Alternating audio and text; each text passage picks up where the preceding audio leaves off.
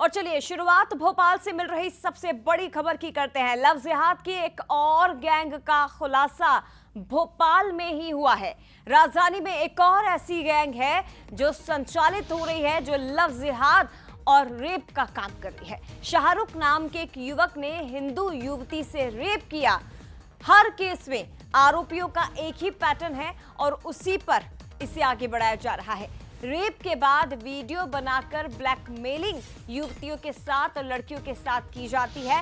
इस मामले में हालांकि आपको ये बता दें कि 4 आरोपियों को गिरफ्तार किया गया, जिसमें एक दंपत्ति भी शामिल है। जोया और फैजान नाम के ये 2 आरोपी, जिनकी मदद से ही शाहरुख नाम का आरोपी लड़कियों को अपने प्रेम जाल में फंसाता था और उसके बाद उनके साथ रेप की वारदात को अंजाम देता था। उनके वीडियो बनाकर उन्हें ब्लैकमेल करता था और अपने दूसरी लड़की जो दोस्त है उनकी, उन्हें भी लाने को कहता था। तो इस तरह से प्रेशराइज किया जा रहा था। लव जिहाद का एक और गैंग जो संचालित हो रहा था भोपाल में, उसका भांडाफोड़ किया गया है। श्यामला हिल्स थाना क्षेत्र का ये मामला। पुलिस फिलहाल मामले की जांच में जुटी है और जांच का दायरा और ज्यादा बढ़ सकता है। पुलिस को आशंका है कि एक मामला वैसे भी हाल ही में सामने आया भोपाल का और एक और मामला श्यामला हिल्स थाने से सामने आया है। तो पुलिस को आशंका है कि भोपाल में ऐसे और भी गैंग संचालित हो सकते हैं। हमारे साथ इस वक्त सनी मालवीय लाइव जुड़ गए हैं, सीधे उनका रुख करते हैं। सनी, एक और माफ करिएगा, फोन लाइन पर हमारे साथ जुड़े हैं। सनी, एक और गैंग जो इस तरह की करतूतों को राजधानी में अंजाम दे रहा था। सवाल यह है कि भोपाल में ना जाने ऐसे कितने गिरोह हैं जो सीधी साधी लड़कियों को अपने प्रेम जाल में फंसाकर इस तरह की करतूतें कर रहे हैं। जी, निश्चित तौर पे दया, आपने सही बात का जिक्र किया। इस प्रकार से बंसल न्यूज ने लव जिहाद की गैंग को लेकर सबसे बड़ा जो है सबसे पहले खबर दिखाई दी। खबर के बाद जो है पूरे मध्य प्रदेश में हड़कंप मचा है। इसको लेकर सियासत भी देखने को मिल रही है। लेकिन एक बार फिर लव जिहाद को गैंग को लेकर एक बड़ा और नया मामला सामने आया। हर केस में एक ही पैटर्न रहता है। दुष्कर्म के बाद वीडियो बनाए जाते हैं, ब्लैकमेलिंग की जाती है।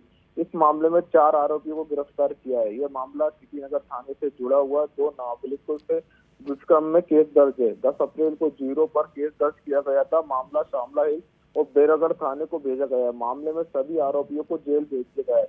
वारदात 24 अप्रैल 2024 से लेकर 3 अप्रैल 2025 के बीच की गई थी और जावेद ने अलग अलग युवकों को इस तरह से मिलवाया था। बाड़गंगा निवासी दंपत्ति जोया और फैजान की मदद से रेप किया था। जावेद नाबालिगों को पहले से जानता था। शाहरुख ने ही बाड़गंगा में जोया फैजान के घर में दुष्कर्म किया था। इस मामले में दोनों ने ही बैरागढ़ में दुष्कर्म किया है और इसमें जोया दंपत्ति का हाथ जो है बताया जा रहा है। अब इस मामले में जो है पुलिस जांच कर रही है। जांच में देखना होगा कि क्या कुछ बड़े खुलासे होते हैं। जी, शुक्रिया आपका सनी, तमाम जानकारी साझा करने के लिए। तो एक और मामला आपको भोपाल का बताते हैं, जहां छात्राओं से लव जिहाद और रेप के मामले में अब मुख्य आरोपी फरहान की तस्वीर भी सामने आ चुकी है। बता दें आपको कि 3 दिन के पुलिस रिमांड पर फरहान 3 छात्राओं से रेप का आरोप इस पर है और बताया ये जा रहा है कि युवती जिसके साथ इस करतूत को अंजाम दिया गया था, वो परेशान होकर इंदौर चली गई थी। इंदौर जाकर भी आरोपी फरहान ने हंगामा किया था।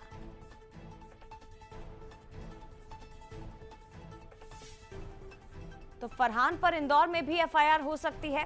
3 आरोपियों की गिरफ्तारी अभी तक हो चुकी है, लेकिन ये गैंग बहुत बड़ा है, ऐसी आशंका है पुलिस को। तो अब गिरोह के हर एक सदस्य तक पहुंचने की कोशिश फिलहाल की जा रही है।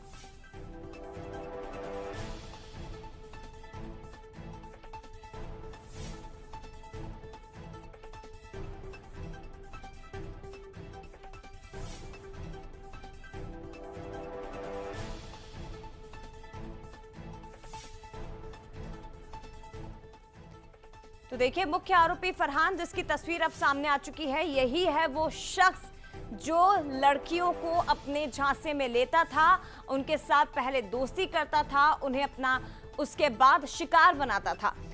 आपको ये भी बता दें कि लड़कियों के वीडियोस तक इसने अपने फोन में रखे हुए थे ताकि वो उन लड़कियों को ब्लैकमेल कर सके और उन पर प्रेशर बनाकर उनके दोस्तों को भी अपने पास लाने का दबाव बनाता था। अभी तक इस मामले में कई बड़े खुलासे हो चुके हैं।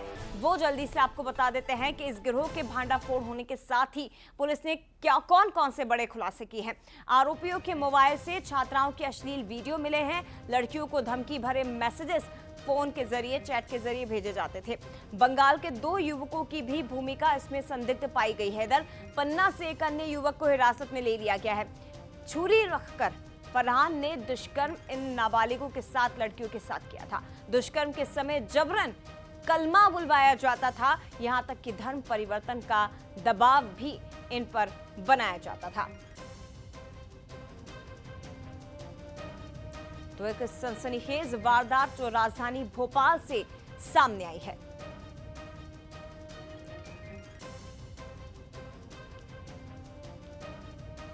मामला सामने आ रहा है। ये जो आप लोग पत्रकार लोग हैं, पत्र इसी से ही पता चल रहा है।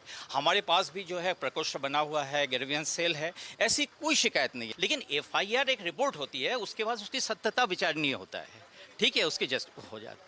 तो वो जैसा होगा पुलिस को हमको मदद करना है, अगर लेकिन ये चीज को I repeat at the cost of repetition but sake of your clarity, ये आज से 26 साल पहले जो आदर्श लेके कॉलेज शुरू हुआ था, आज भी वही है।